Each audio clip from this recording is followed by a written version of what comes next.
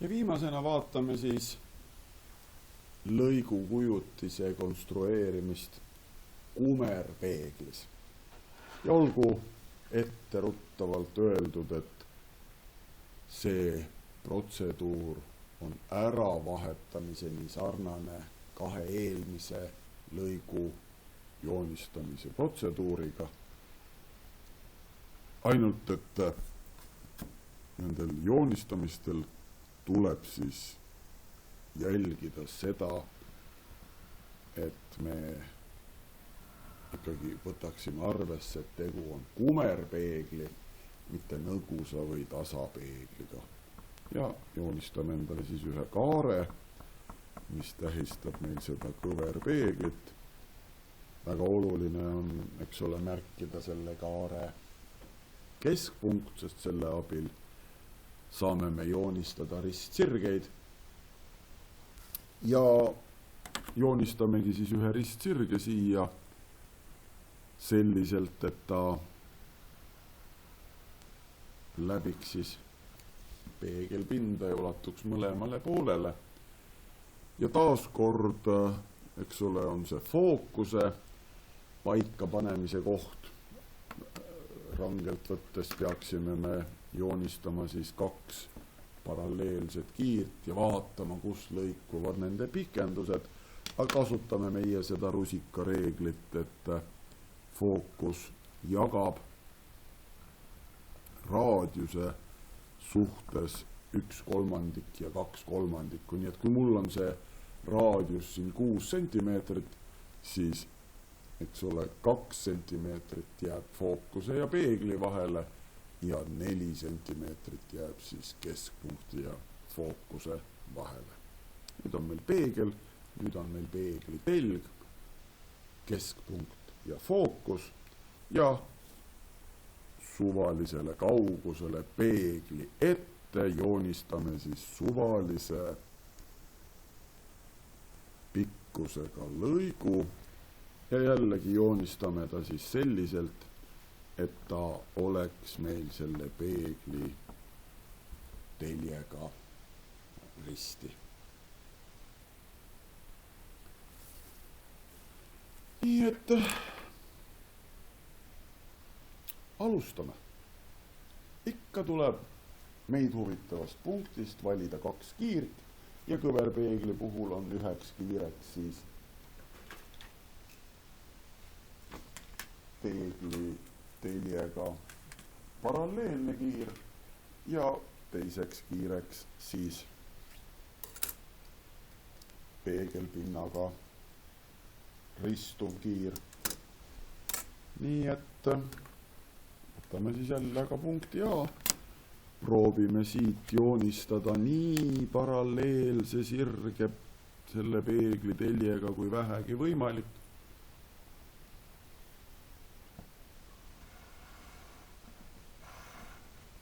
Eks ja me teame, et peegli teljega paralleelne sirge peegeldub peegelpinnalt kumerpeeglis siis fookuse sihiliselt ehk see peegeldunud kiir justkui tuleks sealt, kus on fookus.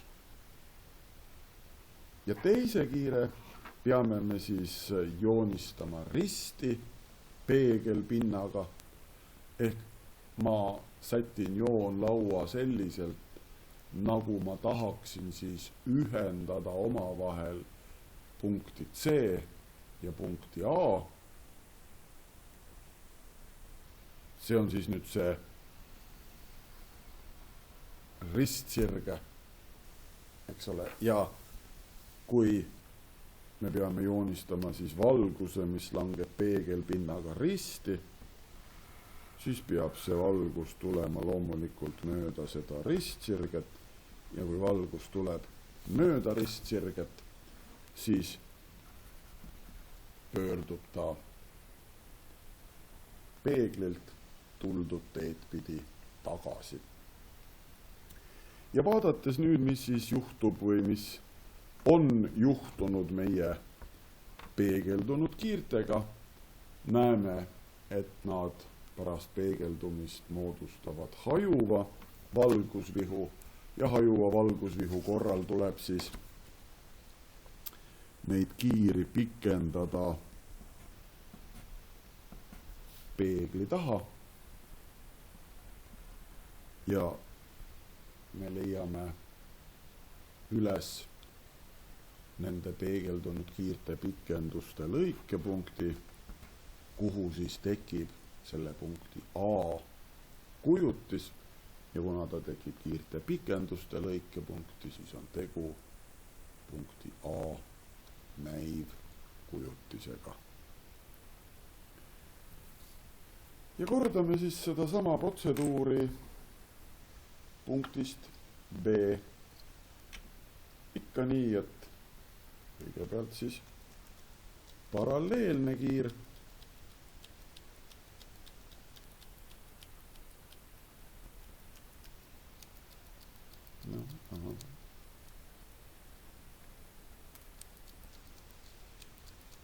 Liiats ei taha hästi töötada. Kõigepealt siis paralleelne kiir, võtan teise pliiatsi. Jällegi annan endast parima, et joonistada võimalikult paralleelne kiir.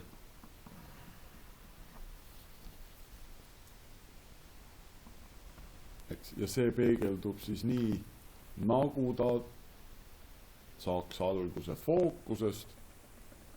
Ja ma rõhutan seda, et ta nagu saaks alguse siit fookusest.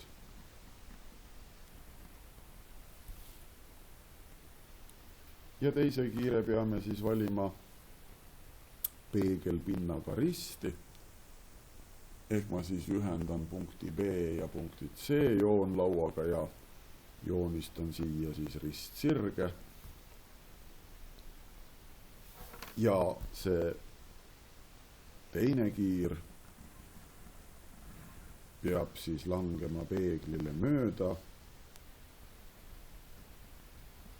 ristsirget ja pöörduma siis tuldud teed mööda tagasi. Ehk siis kiir läheb ja tuleb sama teed mööda ja eks ole, taaskord vaadates, mida siis need peegeldunud kiired teevad, siis nad moodustavad taas hajuva valgusvihu, järelikult tuleb neid siis pikendada. Selle kiire pikendus on meil juba olemas. Selle ristuva kiire pikenduse joonistame ka ja näeme, et siin tekib see pikenduste lõikepunkt ja kui need kaks punkti siis omavahel sirglõiguga ühendada, siis saadud lõik A', B' on siis vastavalt meie algse lõigu A, B kujutis. Ja võrreldes siis nüüd algset lõiku ja kujutist näeme, et kujutis on tugevasti vähendatud. Eks ole, A on teljest kõrgemal, A' on teljest kõrgemal, järelikult kujutis on algsega võrreldes samapidine, aga kuna, eks ole, kujutis tekkis siis siia kiirte pikenduste lõikepunkti, siis on tegu näiva kujutisega ja näiv kujutis tähendas siis seda, et me seda küll näeme, aga meil ei ole võimalustki seda kujutist ekraanile püüda. Ja sellega on meie juhend täidetud ja me võime asuda siis ülesannete lahendamise kallale.